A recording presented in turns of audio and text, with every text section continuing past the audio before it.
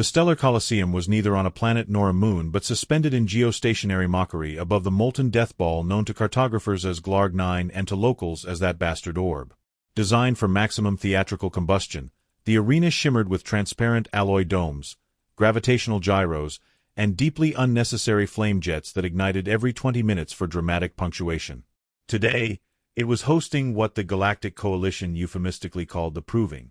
Everyone else called it what it was, a sanctioned beatdown between species designed to avoid war by satisfying galactic bloodlust. Civilization at its finest. The crowd filled every section of the Colosseum's viewing rings, slimy, scaled, feathered, and chitinous bodies crammed together like sentient buffet trays. Laughter erupted from the north platform, where a tribe of Phasorians guffawed through 16 synchronized beaks. A fungal delegate from the swamp courts of Drex vibrated with such intense mirth that its spores formed a midair emoji, a skull and crossbones, followed by the word ul. And at the very top, in a floating obsidian skybox buffered from the smell and common opinion of the masses, the galactic generals sat in sneering judgment. "I cannot believe they sent another one," muttered Admiral Drin of the Jalari, a species comprised of gas, ego, and spite. His voice bubbled from the respiratory tank slung across his thorax. "She's so small," hissed Commander Trolleth of the Zenthal Swarm. "How do their internal organs fit in there? Do they just stack them vertically?" General Klon, a granite-faced behemoth from the mountain world of Hern, grunted once.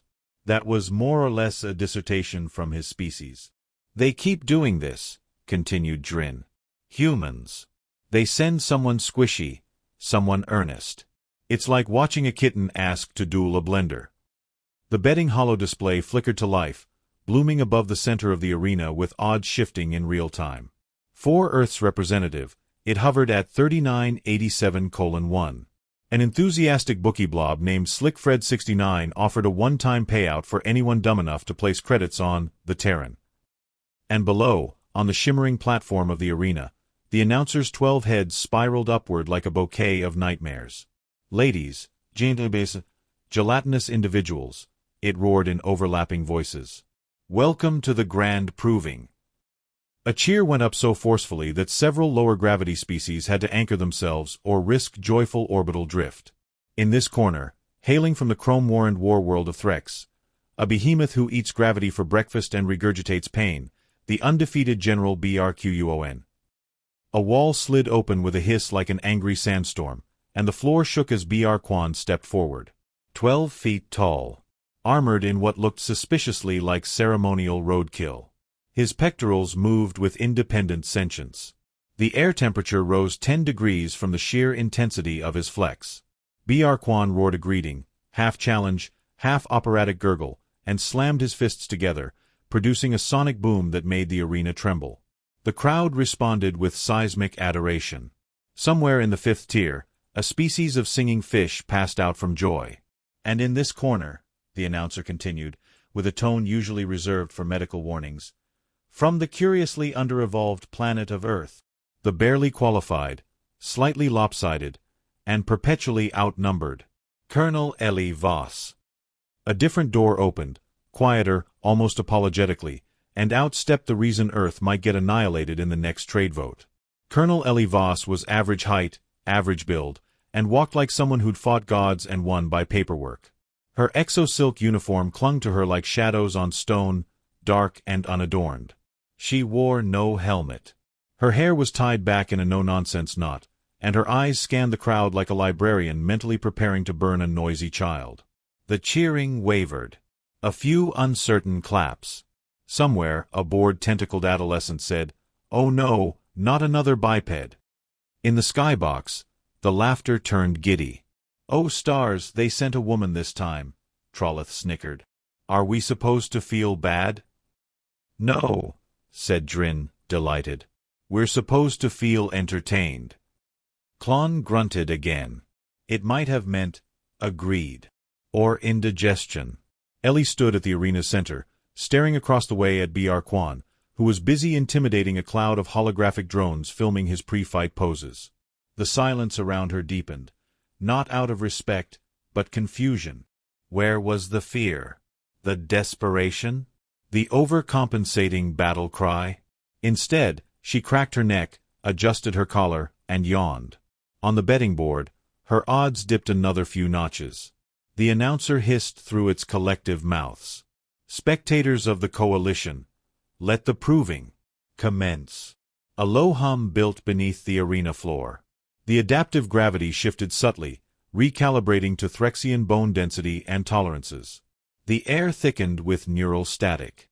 A ceremonial mist was released from a sacred nozzle because it was traditional and cost the coalition 5 billion credits in atmosphere regulation. Biarquan raised his arms and bellowed a battle cry that translated loosely to, "I shall grind you into memory." Ellie checked her pulse with 2 fingers. Still normal. From behind her, a squat green slug thing waddled forward, carrying a floating microphone. "Colonel Voss," it slurred in 12 overlapping dialects, "before your upcoming obliteration, would you care to share a final thought with the galaxy?" She stared at the camera drone, then at Biarquan, then back to the slug. "Yes," she said. "Tell them I said, proceed." The slug blinked twice. "Is that your strategy?" "No," her expression didn't change. "That's your warning." And then she turned her back on the camera and walked into the kill zone like someone checking into a hotel. The galaxy watched in baffled anticipation. This was not the usual Earthling performance. There had been no shaky knees, no last-minute prayers, no commemorative tears for home. In the skybox, Drin narrowed his shimmering orbs. "She's too calm." "She's very calm," Trolleth agreed, mandibles twitching. "Do you think she knows she's doomed?" "She knows something," Klon said. And this time, everyone understood. On the arena floor, Biarquan beat his chest again. The sonic tremor knocked over a refreshment stand in Section Gamma 9. He began to pace in a wide circle, each step accompanied by a subwoofer boom and a rhythmic chant from his fans. Ellie didn't move. The announcer's head spun in place, attempting to maintain the tension. "Remember, the rules state, no projectile weapons, no outside assistance, and absolutely no interdimensional backup, unless declared in writing a week prior." Ellie raised one eyebrow as a steel pole retracted from the floor. It was long, heavy, and pointed, useless for humans, brilliant for Threxians. Across from her, Biarquan grabbed his and spun it theatrically, then hurled it into the air and caught it behind his back, just to prove he could. Ellie picked hers up, and immediately used it to lean on. The crowd burst into laughter again. Even the drone microphones buzzed with amused feedback. But something flickered in her stance. A kind of subtle readiness. Feet perfectly aligned. Shoulders relaxed. Pulse steady. And her eyes, oh, her eyes, focused like twin laser sights calibrated to end careers. The opening gong sounded, a deep, bone-hollow thrum that echoed across the arena and up through the ribs of every spectator. Biarquan charged, shrieking in war glory, legs pounding, weapon raised. Ellie smiled slightly, and the section ended. Not with a bang, but with a step to the side. And the feeling, deep and unshakable, that the galaxy had just made a mistake it wouldn't soon forget. Because Earth didn't send Ellie Voss to win. They sent her to prove a point. Biarquan's first strike was a textbook Threxian opener. Full momentum, zero subtlety. His polearm, forged from the core metal of a dying neutron star, split the air with a scream audible even through force dampeners. The tip should have taken off Ellie Voss's head, bisected her torso, and pinned her soul to the arena floor. It didn't.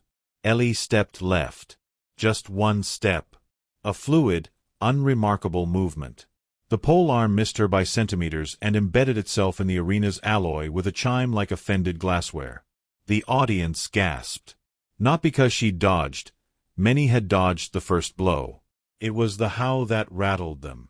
No panic, no flinch, not even a defensive posture.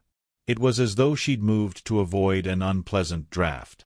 Biarquan roared in irritation and yanked his weapon free, sparks flying as it tore through arena plating. Ellie stood 5 paces away, hands loose at her sides, posture casual. In the skybox, Admiral Drin adjusted his breathing valve. That was lucky. "She's not sweating," noted Trolleth, antennae twitching. "She should be sweating." Klon, ever the conversationalist, grunted. Br Quan charged again, this time with feints and lateral steps that crushed decades of martial training into a single, horrifying ballet. The pole arm blurred. The ground cracked. Ellie didn't block. She didn't parry. She simply wasn't where she'd been. Step, slip, pivot, backstep. Her motion wasn't evasive. It was anticipatory. The betting odds wobbled. Then hesitated. Then began adjusting in small, confused increments. From the outer tiers, alien spectators leaned in, squinting through compound eyes and bioluminescent goggles. The human wasn't winning, not exactly, but she wasn't losing either. And that, in this arena, was the beginning of heresy. Inside the arena, Br Quan's growls deepened into something guttural. The Threxian warrior was used to screams, to deflection, to weapons clanging off weapons. He was not used to being whiffed like an unpaid intern. He switched tactics.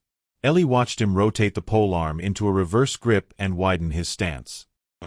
The classic Earthling annihilator.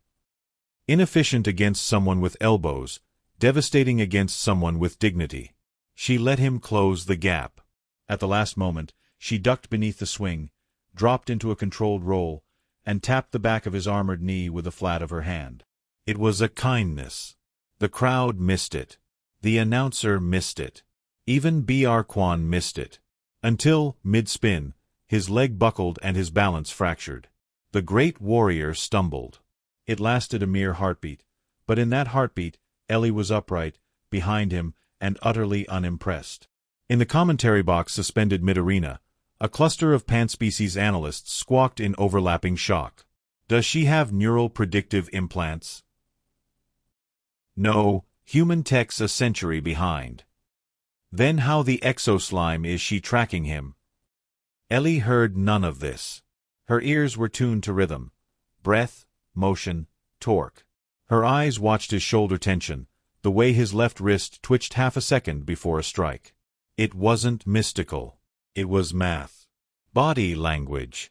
Combat psychology. And a career spent fighting in wars the galaxy didn't bother to televise. Br Quan straightened, now angrier than was advisable. He bared his tusks and roared, "You are but flesh and breath. I am wrath made form." Ellie tilted her head. "You're winded."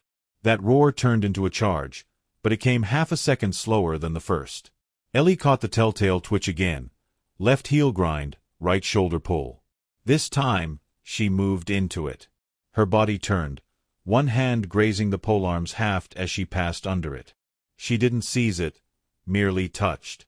A calculated nudge. A suggestion. And the polearm veered.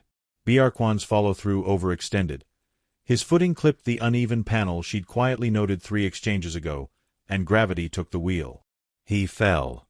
Not entirely, not dramatically, but enough that his knee kissed the ground. Enough that the audience gasped. In the skybox, Trolitha's jaw clacked open. "She's embarrassing him." "No," said Drin slowly. "She's educating him." Klon leaned forward. This time, no grunt. The announcer scrambled to recalibrate the narrative. A temporary miscalculation by General Br Quan, no doubt strategic. But the crowd knew better. And so did the odds, which dropped to 1189:1 in Ellie's favor. The bookies were sweating so hard their chitinous shells steamed. Br Quan rose, chest heaving, eyes wild. "You mock me." Ellie at last grinned. Just slightly. Not yet. And there it was, the first crack in the facade. Not in Ellie's, but in the coalition's. This wasn't how Earthlings were supposed to fight. They were supposed to flail, to emote, to perish nobly. Instead, they had Colonel Voss, whose every step was an insult wrapped in discipline. Br Quan barked an order in his native tongue. A red haze hissed from his armor joints, the Threxian adrenal override, frowned upon but not banned. He surged forward, now twice as fast and 3 times as erratic. Ellie moved less.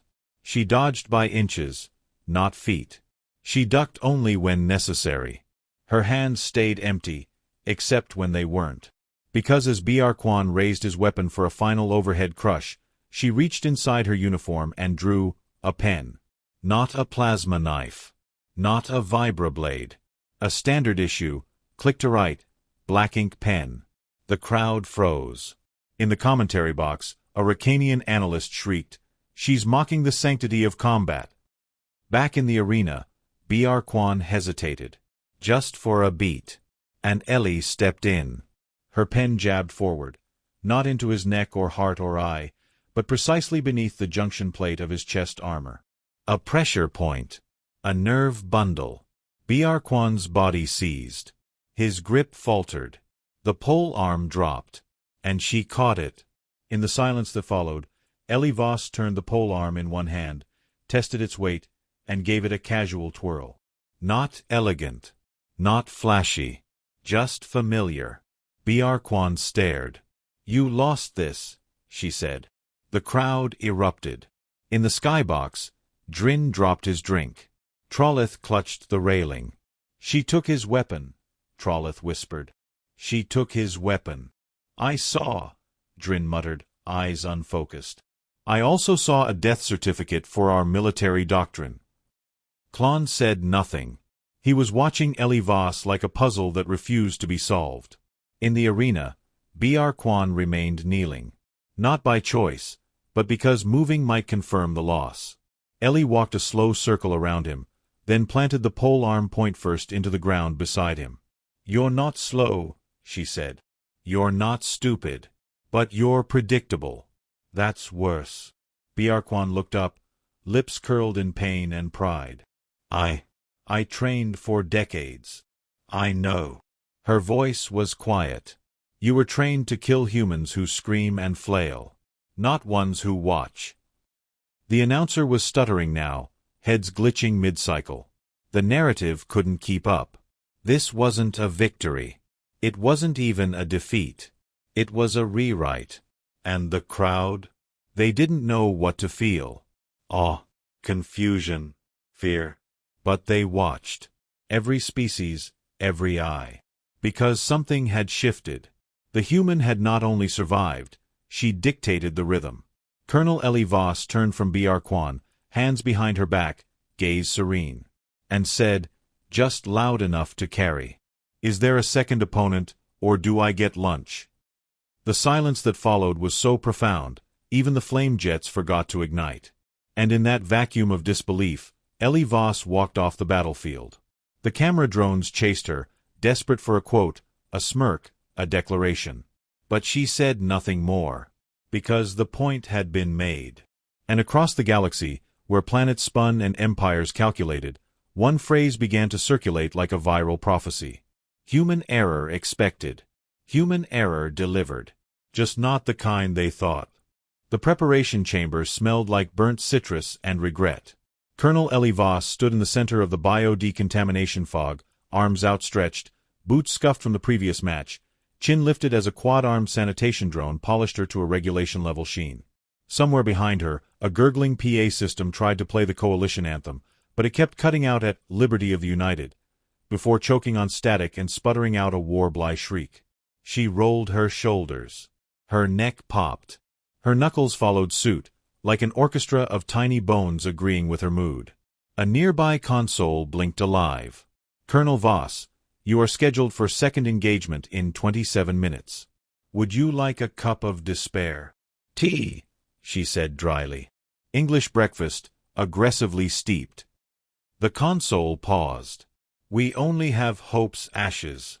"Close enough." A panel opened and delivered a steaming black liquid that defied most planetary classifications. Ellie sipped it. Bitter. Overheated. Absolutely perfect. A reflection shimmered across the glass wall, a shadow too massive to be anything but another combatant. Not Br Quan this time.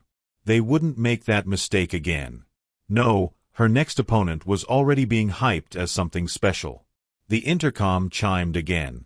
Introducing Rock-2 the Unseeable, destroyer of the 12th Moon League, devourer of sounds, favorite uncle to the wailing brood of Klenax. Ellie raised an eyebrow. Devourer of sounds? The door slid open, and silence fell. Not quiet. Silence. Even her heartbeat hesitated. A towering figure floated into the room on nothing visible. No feet, no legs, just a humming levitation field. Rock 2 was draped in strips of void fiber, a material so dark her eyes kept trying to convince her it wasn't real. Underneath, his skin, or perhaps armor, rippled like oil on sentient water. His eyes, when they opened, didn't glow. They absorbed light. He hovered 3 inches from the ground and emitted no discernible noise. Which was odd, because the smell of him hit like someone deep-frying ozone inside a fish market. Ellie stared. Let me guess. You're here for the spa package. No reaction. The silence dragged on. A nearby technician, trying too hard to be relevant, whispered, "He communicates through kinetic displacement." Ellie turned slowly. Through what? Kinetic displacement. Subtle vibrations, gravitational nuance, or a fluctuation. She held up a hand. So, interpretive sulking. Yes. Ellie sighed and faced Rock 2. Look, I don't care if you're the last jazz note of the universe. Just don't bore me. Rock 2 didn't nod. Or twitch. But a small crater appeared under him from the sheer weight of his presence compressing the floor. Ellie sipped her tea. Charming. The announcer voice crackled once again, this time sounding more frantic. And now, ladies, larvae, and liminal lifeforms, the rematch of an epic. Fight 2. The unseeable versus the unacceptable. Cheers erupted. Walls pulsed with advertising slogans. Explosive fog machines coughed up smoke that briefly turned sentient and had to be re-evicted from the arena. Ellie entered through the east gate, hands in her pockets, her uniform still rumpled. She didn't do dramatic entrances. Let the aliens preen and thunder their names into orbit. She preferred results.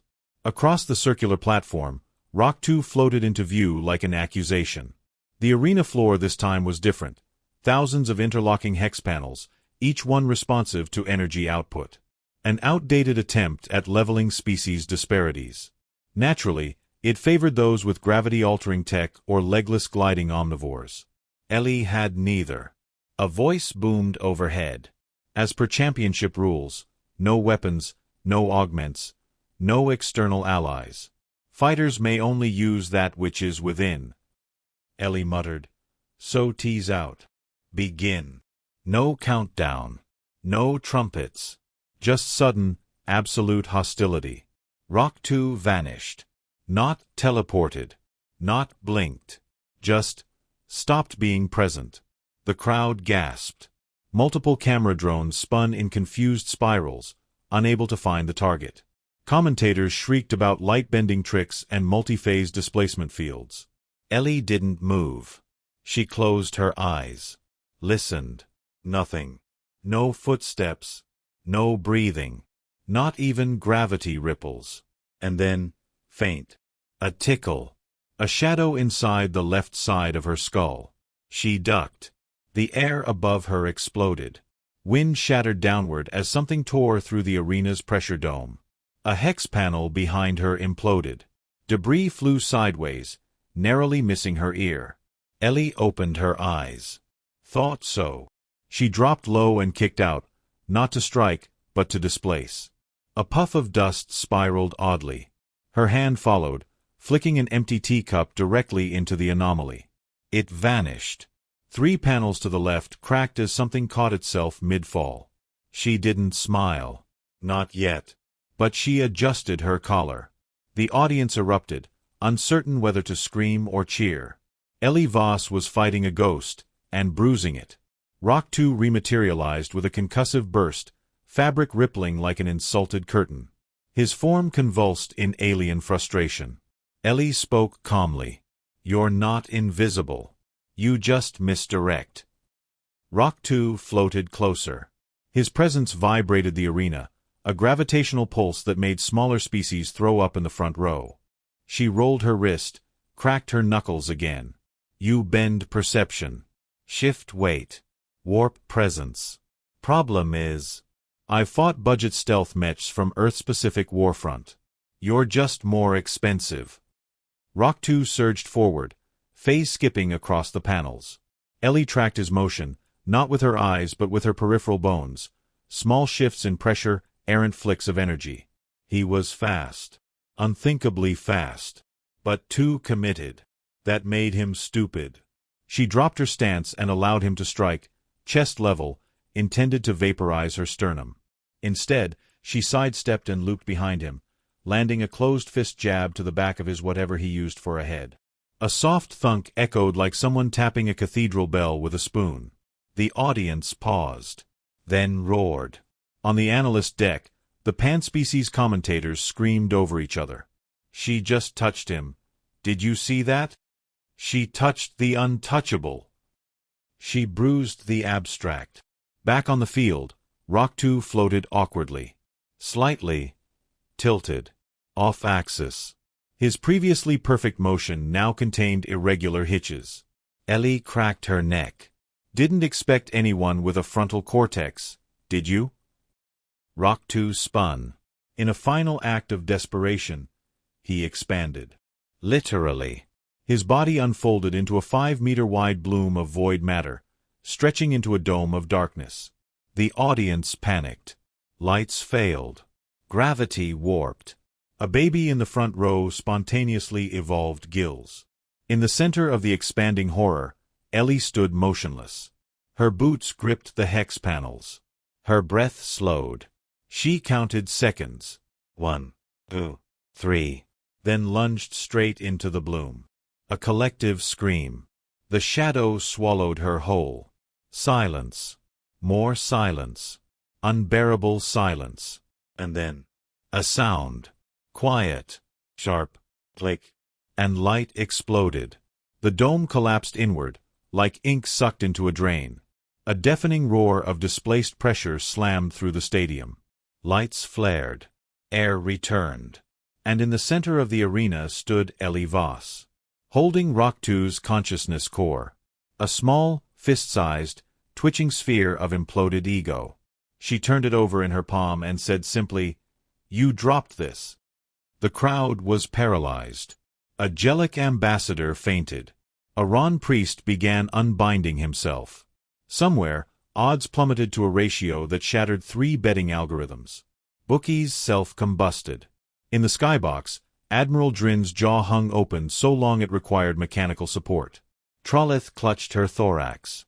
She unmade him. She exposed his limitations, Drin whispered.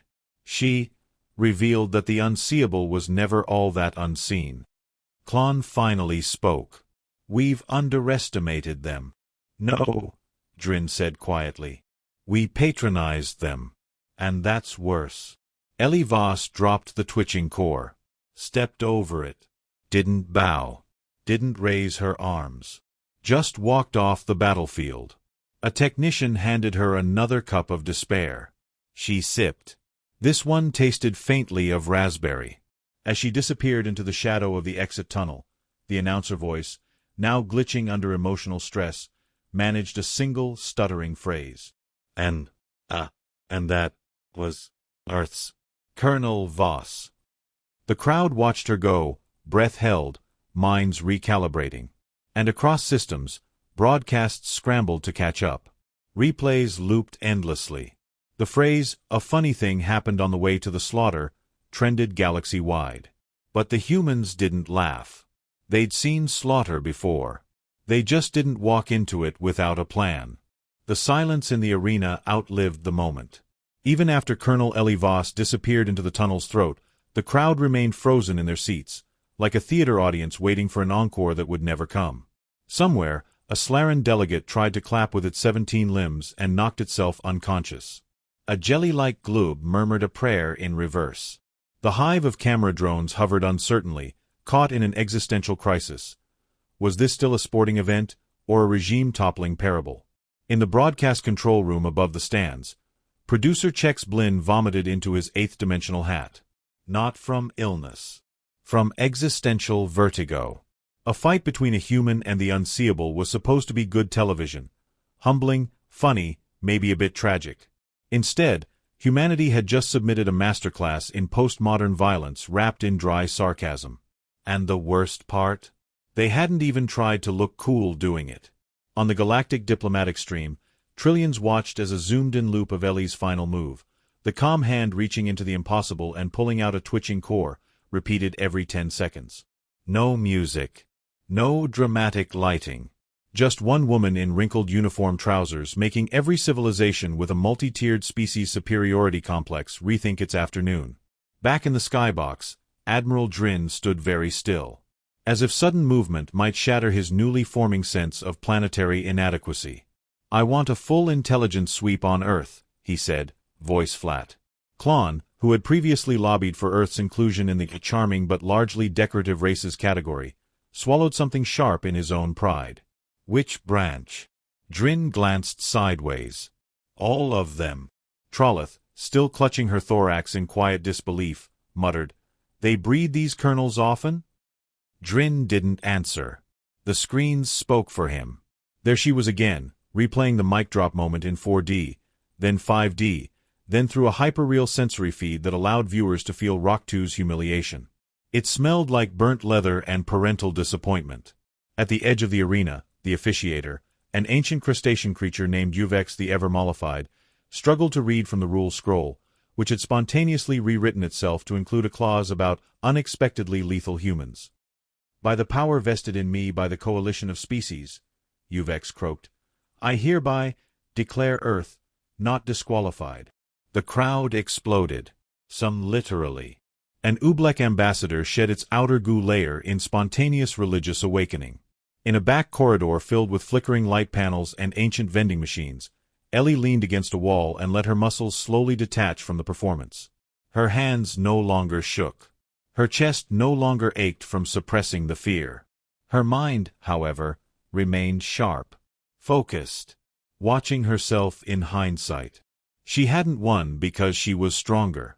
She'd won because she'd studied arrogance and weaponized the art of being underestimated. A small creature scurried down the hallway. 3 feet tall, vaguely simian, with an overlarge nose and a clipboard larger than its torso. "Colonel Voss," it squeaked. She looked down.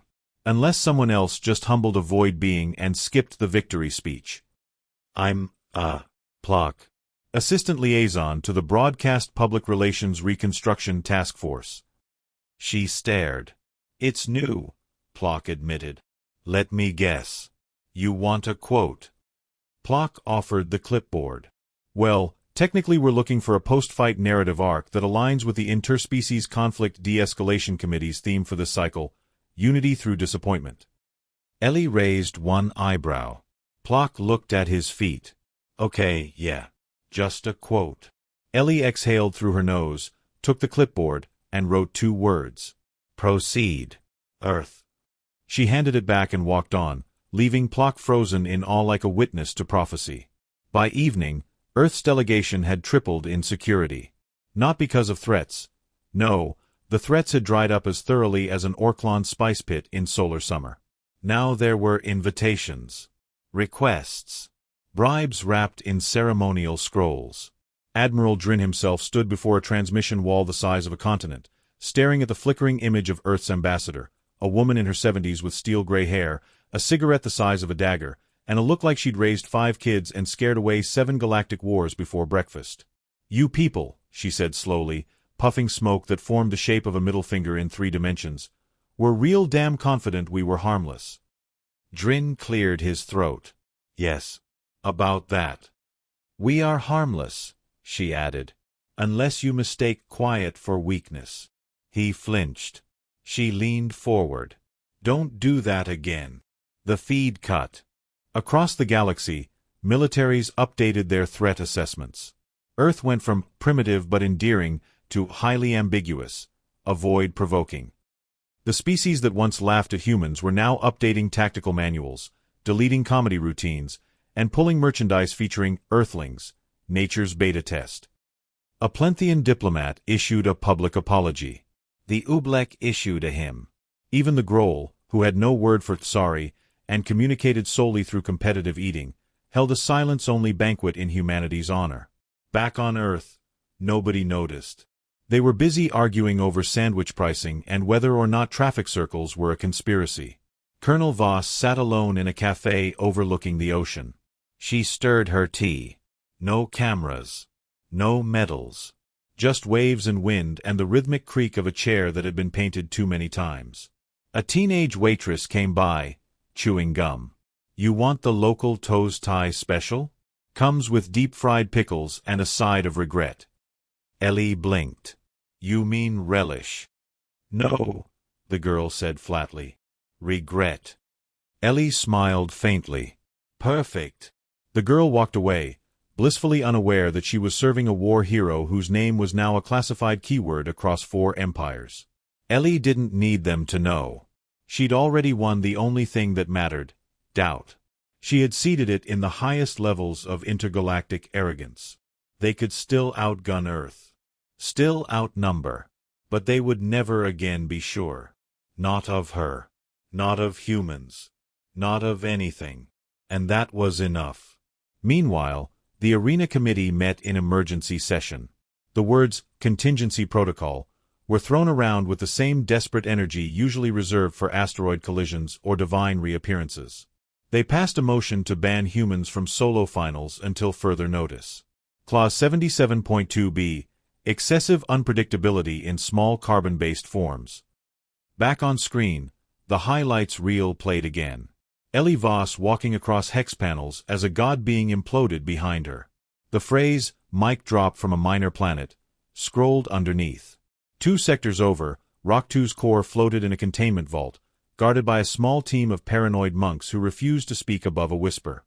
One dared to ask what had really happened. The head monk shrugged. She didn't kill him. No. She just revealed his limits. The other monk frowned. But that's worse, isn't it? They both nodded and turned away from the twitching core, which had started weeping small digital confessions. In the Intergalactic Hall of Records, a junior archivist carved a new inscription into the Coalition's primary obelisk. It read, "Here lies the moment they realized Earth wasn't joking." The font had to be resized to fit the nervous chuckle embedded into the translation glyphs. Back on Earth, the toes tie came with far too much regret. Greasy, overcooked, slightly radioactive. Ellie bit into it anyway. Savored it. Across the diner, someone turned on the news. The announcer's voice rattled from a tinny wall speaker. And in response to today's unprecedented combat result, the Council has officially classified Earth's military as strategically opaque and culturally unsettling. Ellie took another bite. Chewed slowly. Then, softly, to no one in particular, she murmured, "Proceed."